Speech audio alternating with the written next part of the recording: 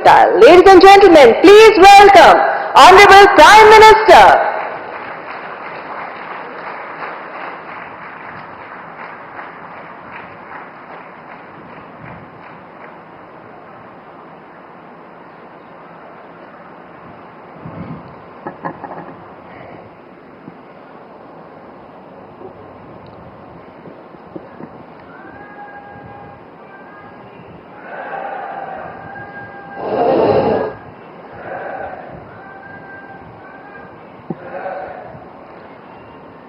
केंद्र सरकार में मंत्रिमंडल के सभी साथी, उपस्थित माननीय सांसदगण, सरकार के सभी कर्मचारी, अन्य महानुभाव, देवी और सज्जनों, क्रांति का महीना अगस्त और 15 अगस्त से पहले ये ऐतिहासिक अवसर हम एक के बाद एक आधुनिक भारत के निर्माण से जुड़ी उपलब्धियों के साक्षी बन रहे हैं। यहां राजधानी दिल्ली में ही कर्तव्य पथ, देश का नया संसद भवन, नया रक्षा भवन, भारत मंडपम, यशोभूमि, शहीदों को समर्पित national war memorial, Netaji Subhash Babu की प्रतिमा और अब ये कर्तव्य भवन,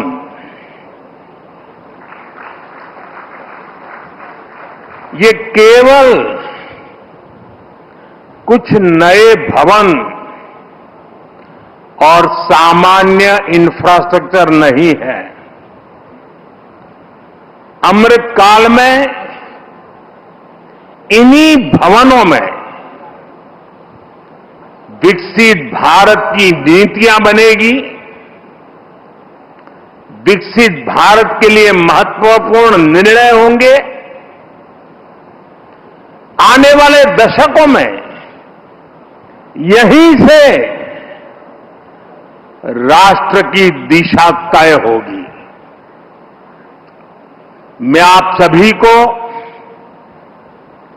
और सभी देशवासियों को कर्तव्य भवन की बहुत बहुत बधाई देता हूं। मैं इसके निर्माण से जुड़े सभी इंजीनियर्स और सभी श्रमिक साथियों का भी आज इस मंच से धन्यवाद करता हूं।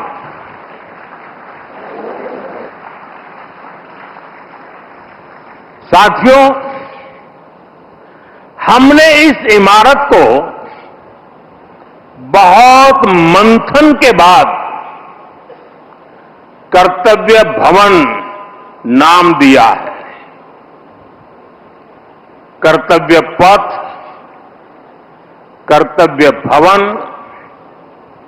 ये नाम हमारे लोकतंत्र की, हमारे संविधान की मूल भावना का उद्घोष करते हैं। गीता में भगवान श्री कृष्ण ने कहा है, न मे पार्थ अस्ति कर्तव्यम त्रिषु लोकेषु किंचन नानवाप्तम अवाप्तव्यम वर्त एवच कर्मणि। अर्थात हमें क्या प्राप्त करना है,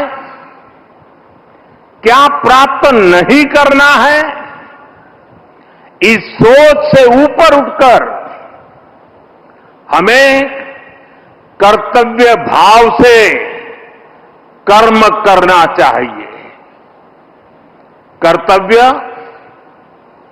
भारतीय संस्कृति में ये शब्द केवल दायित्व या रिस्पॉन्सिबिलिटी तक सीमित नहीं है।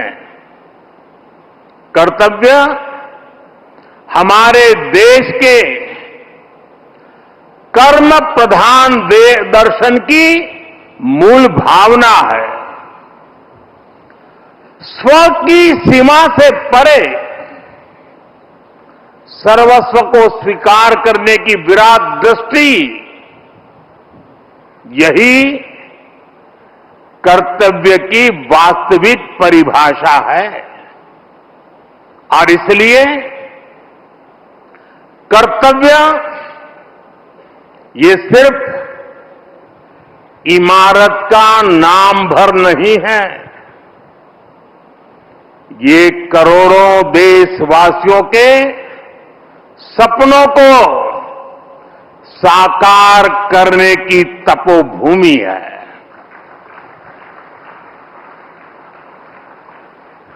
कर्तव्य ही आरंभ है,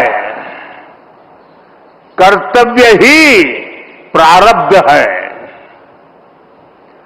करुणा और कर्मठता के स्नेह सूत्र में बंधा कर्म, वही तो है कर्तव्य।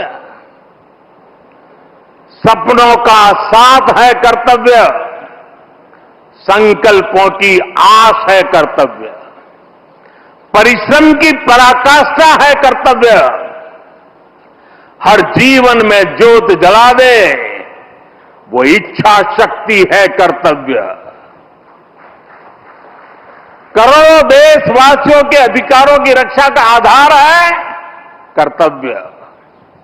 मां भारती की प्राण ऊर्जा का ध्वजवाहक है कर्तव्य। नागरिक देवो भव के मंत्र का जाप है कर्तव्य। राष्ट्र के प्रति भक्ति भाव से किया हर कार्य है कर्तव्य। साथियों, आजादी के बाद दशकों तक देश की एडमिनिस्ट्रेटिव मशीनरी उन बिल्डिंगों से चलाई जाती रही है जो ब्रिटिश शासनकाल में बनी थी। आप भी जानते हैं, दशकों पहले बने इन प्रशासनिक भवनों में वर्किंग कंडीशन कितनी खराब थी। और अभी वीडियो में कुछ झलक भी देखी हमने। यहां काम करने वालों के लिए न पर्याप्त स्पेस है, न रोशनी है, न जरूरी वेंटिलेशन है। आप कल्पना कर सकते हैं, होम मिनिस्ट्री जैसी महत्वपूर्ण मिनिस्ट्री करीब 100 साल से एक ही बिल्डिंग में अपर्याप्त साधनों के साथ चल रही थी। इतना ही नहीं, भारत सरकार के अलग अलग मंत्रालय दिल्ली के 50 अलग अलग जगहों से चल रहे हैं।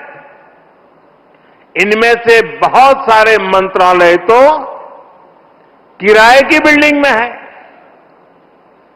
इनके किराए पर जितने रुपए खर्च हो रहे थे, वो अपने आप में बहुत बड़ा आंकड़ा है।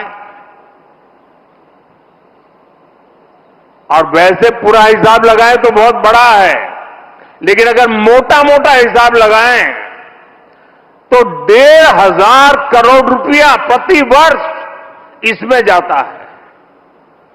इतनी बड़ी राशि भारत सरकार अलग अलग मंत्रालयों के सिर्फ किराए पर खर्च कर रही है।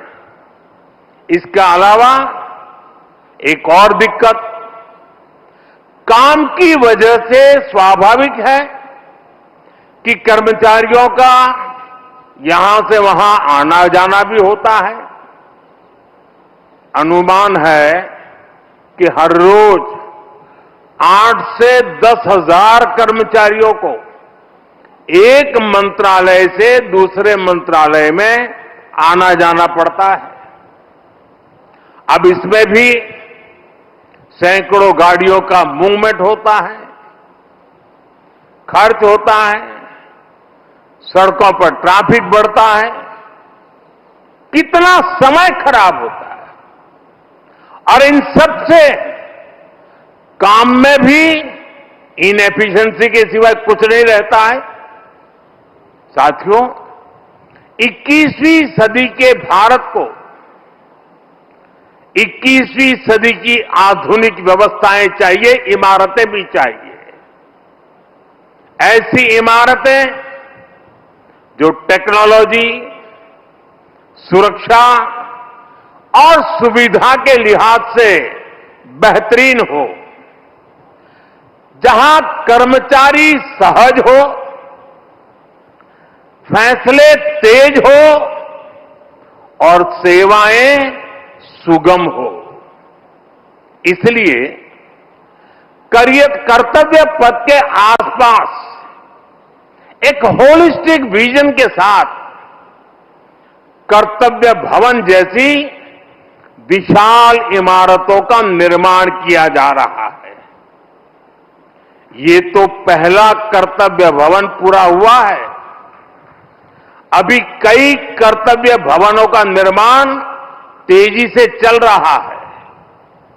ये ऑफिसेस जब आसपास शिफ्ट होंगे, नजदीक नजदीक हो जाएगी, तो इससे कर्मचारियों को सही वर्क एनवायरनमेंट मिलेगा, जरूरी सुविधाएं मिलेगी, उनका टोटल वर्क आउटपुट भी बढ़ेगा और सरकार जो 1,500 करोड़ रुपए किराए पर खर्च कर रही है वो भी बचेगा। साथियों, कर्तव्य भवन की ये भव्य बिल्डिंग, ये सभी प्रोजेक्ट्स, नए डिफेंस कॉम्प्लेक्स, देश के तमाम बड़े इंफ्रास्ट्रक्चर प्रोजेक्ट्स, ये देश को पेश का सबूत तो है ही, ये भारत के वैश्विक विजन का प्रतिबिंब भी है। हम दुनिया को जो विजन दे रहे हैं, भारत खुद उन्हें किस तरह अंगीकार कर रहा है, ये हमारे इंफ्रास्ट्रक्चर डेवलपमेंट में दिखाई दे रहा है। हमने दुनिया को मिशन लाइफ दिया, हमने वन अर्थ, वन सन, वन ग्रिड का आइडिया विश्व के सामने रखा।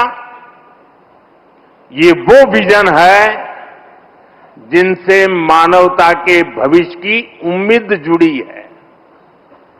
आज आप देख सकते हैं, कर्तव्य भवन जैसे हमारे आधुनिक इंफ्रास्ट्रक्चर, ये ऐसे इंफ्रास्ट्रक्चर हैं जिनकी आत्मा प्रो पीपल है और इनका स्ट्रक्चर प्रो प्लेनेट है।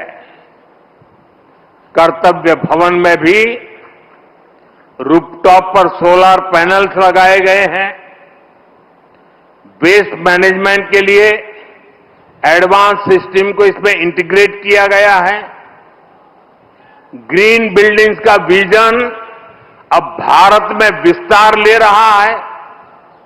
साथियों, हमारी सरकार एक होलिस्टिक विजन के साथ भारत के नवनिर्माण में जुटी है। देश का कोई भी हिस्सा आज विकास की धारा से अछूता नहीं है। अगर दिल्ली में संसद की नई इमारत बनी है तो देश में 30,000 से ज्यादा पंचायत भवन भी बने हैं। आज यहां एक और कर्तव्य भवन जैसी बिल्डिंग बन रही है, तो साथ ही गरीबों के लिए 4 करोड़ से ज्यादा पक्के घर भी बनाए गए हैं। यहां नेशनल वॉर मेमोरियल बना है, पुलिस मेमोरियल बना है, तो देश में 300 से ज्यादा नए मेडिकल कॉलेज भी बनाए गए हैं। यहां भारत मंडपम बना है, तो देश में 1300 से ज्यादा नए अमृत भारत रेलवे स्टेशन भी बनाए जा रहे हैं। यहां बने यशोभूमि की भव्यता पिछले 11 साल में बने करीब 90 नए एयरपोर्ट में भी नजर आती है। साथियों, महात्मा गांधी कहते थे, अधिकार और कर्तव्य एक दूसरे से जुड़े हुए हैं। कर्तव्य के पालन से ही हमारे अधिकारों को बल मिलता है। हम नागरिक से कर्तव्य की अपेक्षा रखते हैं, लेकिन सरकार के तौर पर हमारे लिए भी कर्तव्य सर्वोपरि है। और जब कोई सरकार अपने कर्तव्यों को गंभीरता से पूरा करती है, तो वो गवर्नेंस में भी नजर आता है। आप सभी जानते हैं, पिछला 1 दशक देश में गुड गवर्नेंस का दशक रहा है। गुड गवर्नेंस और विकास की धारा रिफॉर्म्स की गंगोत्री से ही निकलती है। रिफॉर्म्स एक कंसिस्टेंट और टाइम बाउंड प्रोसेस है। इसलिए देश ने लगातार बड़े रिफॉर्म्स किए हैं। हमारे रिफॉर्म्स कंसिस्टेंट भी हैं, डायनेमिक भी हैं और दूरदर्शी भी हैं। सरकार और जनता के बीच संबंधों को बेहतर बनाना, ईज ऑफ लिविंग को बढ़ाना, वंचितों को वरीयता, महिलाओं का सशक्तिकरण, सरकार की कार्यप्रणाली को बेहतर बनाना, देश लगातार इस दिशा में इनोवेटिव तरीके से काम कर रहा है। हमें गर्व है कि पिछले 11 साल में देश ने एक ऐसी शासन प्रणाली विकसित की है जो पारदर्शी है, संवेदनशील है और सिटीजन सेंट्रिक है। साथियों, मैं दुनिया के जिस भी देश में जाता हूं, वहां जनधन, आधार और मोबाइल जेम ट्रिनिटी की बहुत चर्चा होती है। दुनिया भर में उसकी प्रशंसा होती है। इसने भारत में सरकारी योजनाओं की डिलीवरी को ट्रांसपेरेंट और लीकेज फ्री बना दिया है। आज कोई भी ये जानकर हैरान रह जाता है कि देश में राशन कार्ड हो, गैस सब्सिडी पाने वाले हो, स्कॉलरशिप हो, ऐसी अलग अलग योजनाओं के करीब 10 करोड़ लाभार्थी ऐसे थे। ये आंकड़ा सुनकर के चौंक जाओगे। 10 करोड़ लाभार्थी ऐसे थे जिनका कभी जन्म ही नहीं हुआ था। इनके नाम पर पहले की सरकारें पैसे भेज रही थी और वो पैसा इन फर्जी लाभार्थियों के नाम पर बिचौलियों के खाते में जा रहा था। इस सरकार में इन सभी 10 करोड़ फर्जी नामों को हटा दिया गया है और अभी ताजा आंकड़ा है कि इससे देश के 4,30,000 करोड़ रुपए से ज्यादा 4,30,000 करोड़ रुपए से ज्यादा ये पैसे गलत हाथों में जाने से बचे हैं। आप कल्पना करिए, 4,30,000 करोड़ रुपए की चोरी। अब ये पैसा देश के विकास में काम आ रहा है। मतलब लाभार्थी भी खुश हैं और देश का संसाधन भी बचा है। साथियों, सिर्फ करप्शन और लीकेज ही नहीं, अनावश्यक नियम कायदे भी नागरिकों को परेशान करते हैं। इनसे सरकार की डिसीजन मेकिंग प्रोसेस स्लो होती थी। इसलिए हमने 1500 से ज्यादा पुराने कानून समाप्त कर दिए। कई कानून तो अंग्रेजों के जमाने के थे, जो इतने दशकों बाद भी रोड़ा बने हुए थे। हमारे यहां कानूनों के कंप्लायंस का भी बहुत बड़ा बर्डन रहा है। कोई भी काम शुरू करना हो तो दर्जनों कागज देने पड़ते थे।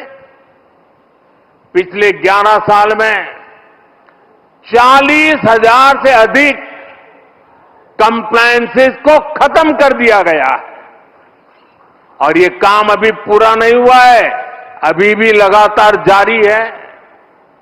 साथियों, यहां भारत सरकार के वरिष्ठ सचिव भी मौजूद है। आप इस बात से परिचित है कि पहले कितने विभागों और मंत्रालयों में किस तरह जिम्मेदारियों और अधिकारों की ओवरलैपिंग होती थी। इससे डिसीजंस अटक जाते थे, काम अटक जाता था। हमने अलग अलग विभागों को जोड़कर डुप्लीकेशन खत्म किया। कुछ मंत्रालय को मर्ज किया गया। जहां जरूरत थी वहां नए मंत्रालय भी बनाए गए। वाटर सिक्योरिटी सुरक्षित करने के लिए जल शक्ति मंत्रालय बना।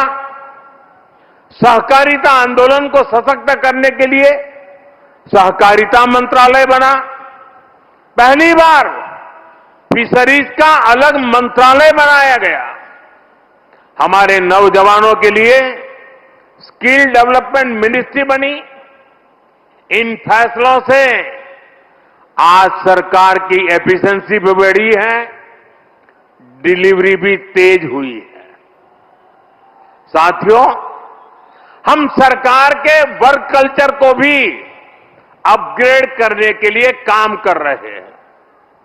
मिशन कर्मयोगी, iGOT जैसे डिजिटल प्लेटफॉर्म हमारे गवर्नमेंट एम्प्लॉइज को इनके जरिए आज टेक्निकली एम्पावर किया जा रहा है।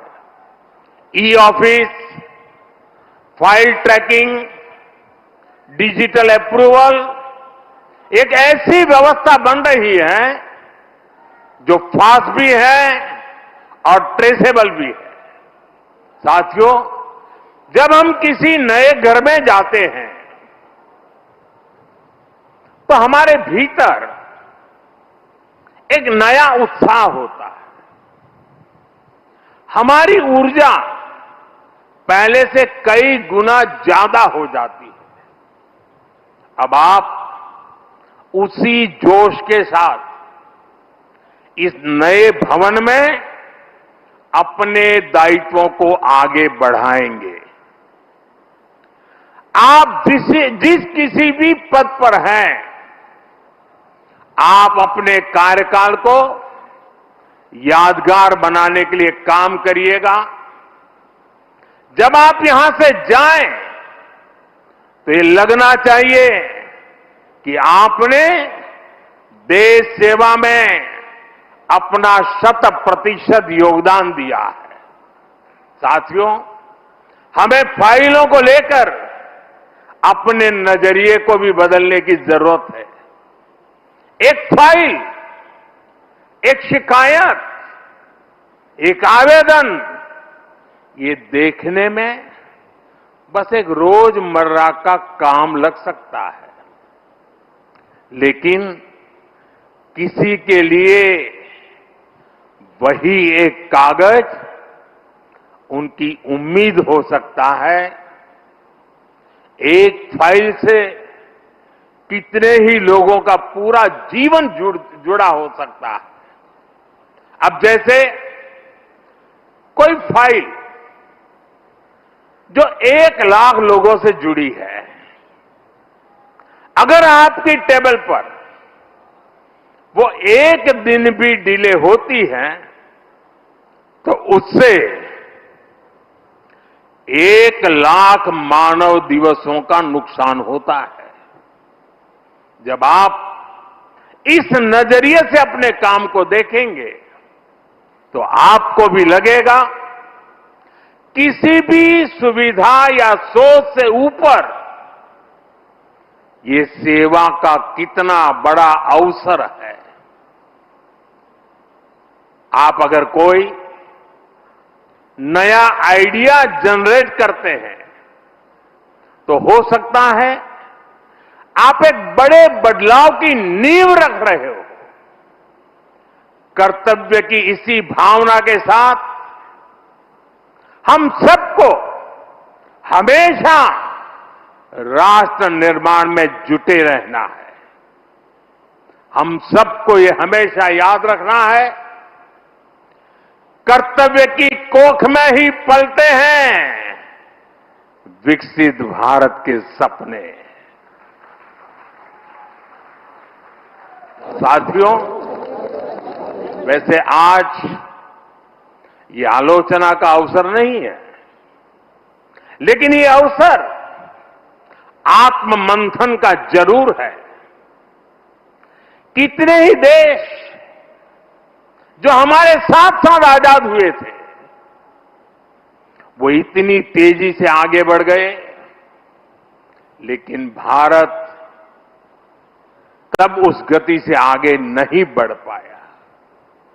अनेक वजह रही होगी, लेकिन अब हमारा दायित्व है कि हम समस्याओं को आने वाली पीढ़ियों के लिए छोड़ करके न जाएं। पुराने भवनों में बैठकर हमने जो निर्णय लिए, जो नीतियां बनाई, उनसे 25 करोड़ देशवासियों को गरीबी से निकालने का हौसला मिला।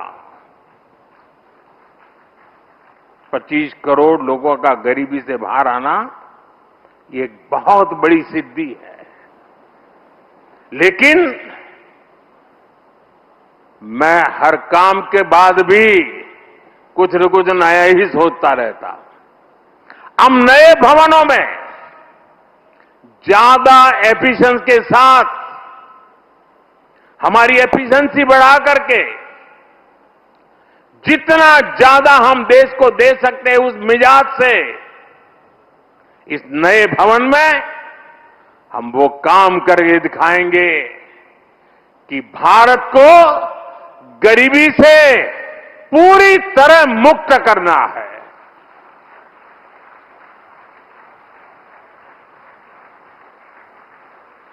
इन्हीं भवनों से विकसित भारत का सपना साकार होगा ये लक्ष्य हम सबके प्रयासों से ही पूरा होगा। हमें मिलकर भारत को दुनिया की तीसरी सबसे बड़ी इकोनॉमी बनाना है। हमें मिलकर मेक इन इंडिया और आत्मनिर्भर भारत की सक्सेस स्टोरी लिखनी है। हमारा संकल्प होना चाहिए, हम अपनी और देश की प्रोडक्टिविटी को स्केल अप करेंगे। जब टूरिज्म की बात हो, पूरी दुनिया से लोग भारत आए। जब ब्रांड्स की बात हो, तो दुनिया की नजर इंडियन ब्रांड्स पर जाए। जब एजुकेशन की बात हो, तो विश्व से स्टूडेंट्स भारत आए। हम भारत की ताकत को बढ़ाने के लिए क्या कुछ कर सकते हैं, ये भी हमारे जीवन का ध्येय होना चाहिए। साथियों, जब सफल राष्ट्र आगे बढ़ते हैं तो अपनी सकारात्मक विरासत को त्यागते नहीं हैं, वो उसे संरक्षित करते हैं। आज विकास और विरासत के इसी विजन पर हमारा भारत आगे बढ़ रहा है। नए कर्तव्य भवन के बाद ये नॉर्थ और साउथ ब्लॉक भी भारत की महान विरासत का हिस्सा बनेंगे। नॉर्थ और साउथ ब्लॉक को देश की जनता के लिए युगे युगीन भारत इस संग्रहालय के रूप में बदला जा रहा है। देश का हर नागरिक यहां जा सकेगा, देश की ऐतिहासिक यात्रा के दर्शन कर सकेगा। मुझे विश्वास है हम सब यहां की विरासत को, यहां की प्रेरणाओं को साथ लेकर कर्तव्य भवन में प्रवेश करेंगे। मैं एक बार फिर देशवासियों को कर्तव्य भवन की बहुत बहुत बधाई देता हूं। बहुत बहुत धन्यवाद। तो प्रधानमंत्री नरेंद्र मोदी को सुन रहे थे आप कर्तव्य पथ से, जहां पर उन्होंने अपना संबोधन दिया। दरअसल आज कर्तव्य भवन 3 का उद्घाटन सुबह पीएम मोदी ने किया था और उसके बाद अभी उनका संबोधन था सार्वजनिक तौर पर। इस दौरान कई बड़ी बातें उनकी तरफ से कही गई। उन्होंने कहा कि विकास और विरासत के विजन पर भारत तेजी से आगे बढ़ रहा है। जितना देश को दे सके हर वो काम करना होगा जिससे हमारा देश विकसित हो।